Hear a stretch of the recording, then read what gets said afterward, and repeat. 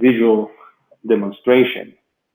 Okay, so what we see here basically, it's a nice V&V module.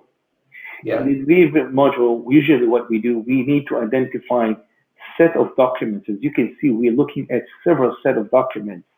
And what is nice about it is we distinguish between two levels of documents. Whatever goes above that line is called design input. Whatever goes below that line is called design outputs. Whatever links them together with the verification and validation are risks that are presented on one hand with the change, everything that happened here on with the change, and on the other hand, with the evidence of the verification and validation procedures. At the bottom of it, you can find the engineering tools of source control, MATLAB, or mechanical engineering, SolidWorks, AutoCAD, Autodesk, whatever, right? So usually what we do, we take your device, and what we do, we break it down into components. So just for illustration, just imagine that I look at your website, right, and your device looks like this kind of a box at the moment, right now. This is what it looks like, right?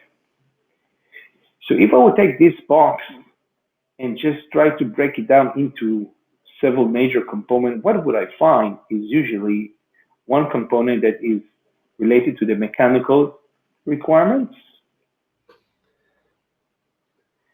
and their testing. There inside, there will be some PCB, right? Board. Mm-hmm. So there will be a V&V module for electronic with a firmware requirement.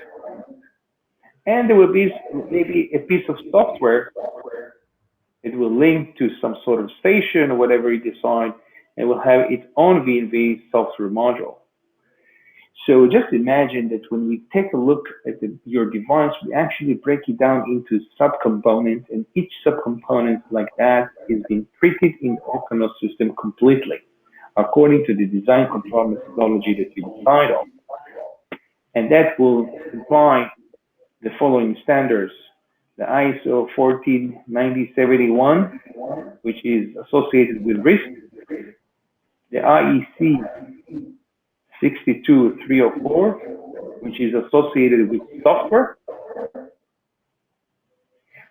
the 6601, right?